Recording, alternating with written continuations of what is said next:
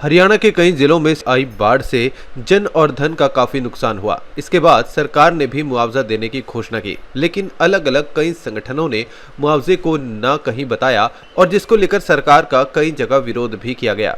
समय पर उचित मुआवजा न मिलने की मांग को लेकर अलग अलग किसान संगठन हर रोज प्रदर्शन कर रहे हैं। इस कड़ी में पगड़ी संभाल जट्टा किसान संघर्ष समिति के बैनर तले फतेहाबाद से पैदल चलकर चंडीगढ़ में पक्का मोर्चा लगाने के लिए निकले किसानों का जत्था देर रात अंबाला पहुंचा। मीडिया से बातचीत करते हुए पगड़ी संभाल जट्टा किसान संघर्ष समिति के हरियाणा प्रदेश अध्यक्ष मंजीत सिंह ने बताया कि उन्होंने पहले हिसार और फिर फतेहाबाद में फसल बीमा मुआवजा लेकर पक्का मोर्चा लगाया था, लेकिन सरकार ने किसानों की बात नहीं सुनी। इसके बाद फतेहाबाद से पैदल चलकर अब चंडीगढ़ में टिकरी बॉर्डर की तरह पक्का मोर्चा लगाएंगे। मेरा नाम मनदीप सिंह नथवान है। मैं पगड़ी संभाल जट्टा किसान संघर्ष समिति हरियाणा का प्रदेश का अध्यक्ष हूँ। ये हमारा जो संगठन है हरियाणा के अंदर काम करता है और 117 दिन हमने हिसार के अंदर पक्का मोर्चा लगाया था जो बीमा क्लेम को लेकर, और अभी फतेहाबाद के अंदर पक्का मोर्चा चल रहा है।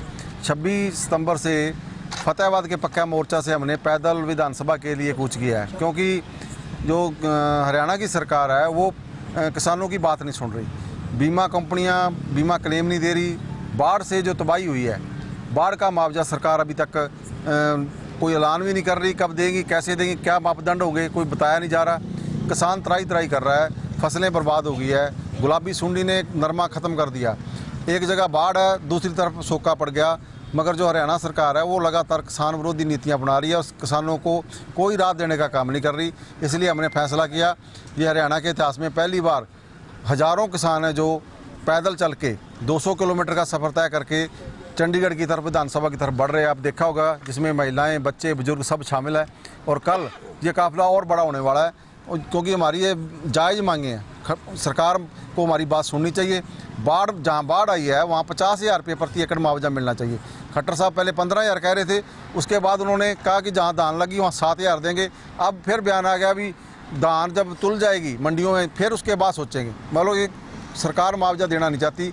खट्टर साहब जो खजाने का पैसा है आम जनता की जेब से जाता है। खट्टर का जो हेलीकॉप्टर है वो जनता के पैसे से उड़ता है, मगर जब खजाने का पैसा जनता के लिए चाहिए तो ये सरकार कहती है हम पैसा नहीं है। बड़े बड़े शाहूकारों का इन्होंने कर्जा छोड़ दिया और किसान को देने के लिए इनके पास फूटी कौड़ी नहीं है। इसलिए हमने फैसला किया कि हम चंडीगढ़ जाएंगे, क्योंकि जो स्थानीय प्रशासन है वो कहता है अभी ये हरियाणा सरकार लेवल की बात है, सरकार इस पर कोई बात करेगी, मगर सरकार हमारी बात नहीं सुन रही थी। इसलिए पैदल हम ये लंबा सफ़र तय करके चंडीगढ़ विधानसभा की तरफ जा रहे हैं।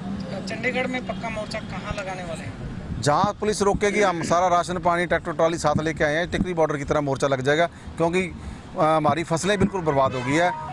ट्यूबवेल है जो वो ख़राब हो गए हैं, और सरकार है जो जहाँ बाढ़ आई हुई है वहाँ बिजली के बिल भेजे जा रहे हैं और कनेक्शन काटने की तैयारी कर रही है। इनका बिजली का बिल में सरचार्ज भी है, ब्याज भी है, उसमें कोई छूट नहीं है। जहाँ किसान ने कर्ज ले रखा है, कर्ज की किस्त में कोई छूट नहीं है, ब्याज में कोई छूट नहीं है। प्लांटी भी लगाते हैं, मगर जो किसान की फसल किसान का क्लेम है वो कंपनियों ने रोक रखा है। वहाँ कोई ब्याज नहीं मिलता, कोई प्लांटी नहीं मिलती। किसान को लूटने का काम सरकारें करवा रही है। इसलिए हरियाणा के किसानों से हम निवेदन करना चाहते हैं भी आओ, कल बड़ी संख्या में आप देखोगे कि हज़ारों लोग हमारे साथ चल रहे हुए हैं और हम अपना हक लेकर वापस जाएंगे। सरकार अगर बात नहीं मानती है तो इस सूरत में क्या किया जाएगा? पक्का डेरा लगाया जाएगा। मैं टिकरी बॉर्डर बन जाएगा। चंडीगढ़ भी जैसे चंडीगढ़ दिल्ली के बॉर्डर घेरे थे, वैसे आपने देखा होगा हम लगातार 200 किलोमीटर पैदल चल के आए हैं। लोगों के पाँव में छाले हैं, जख्म हो गए हैं, और 85 साल का बुजुर्ग भी हमारे साथ चले हुए हैं, बच्चे भी हमारे साथ चले हुए हैं। ये काफिला बढ़ता ही जा रहा है। जहाँ जहाँ से गुजरे हैं लोग हमारे साथ चले हैं, लोगों ने बहुत सी मदद की है, और ये कल काफिला हज़ारों के अंदर तब्दील होगा। सरकार को हर हाल में हमारी बात सुननी पड़ेगी। यदि सरकार ने हमारी बात ना सुनी तो पक्का मोर्चा लगाएंगे। पगड़ी संभाल जट्टा किसान संघर्ष समिति के अंबाला पहुंचने पर उनका स्वागत शहीद भगत सिंह किसान यूनियन द्वारा पंजोखरा साहिब में किया गया। इस दौरान मीडिया से बातचीत करते हुए तेजवीर सिंह ने बताया कि बाढ़ में किसान और मजदूरों का बहुत नुकसान हुआ है और सरकार उचित मुआवजा देने को तैयार नहीं है।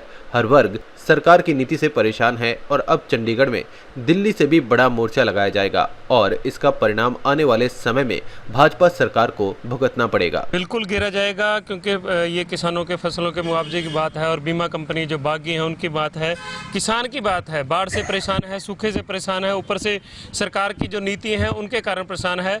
और दिल्ली से भी बड़ा मोर्चा आपको चंडीगढ़ पंचकुला के अंदर देखा जाएगा। ये फतेहाबाद से हमारे साथी पगड़ी संभाल जट्टा के जो पिछले 6 दिनों से लगातार पैदल यात्रा कर रहे हैं, इनके पाँव में छाले पड़ गए हैं। सरकार ने अभी तक इनकी सुध नहीं लगी है और एक बड़ा मोर्चा लगाया जाएगा और इसके परिणाम आने वाले समय के अंदर इस भाजपा सरकार और केंद्र सरकार को भुगतने पड़ेंगे और वहीं से ऐलान होंगे कि आगे का क्या फैसला लिया जाएगा।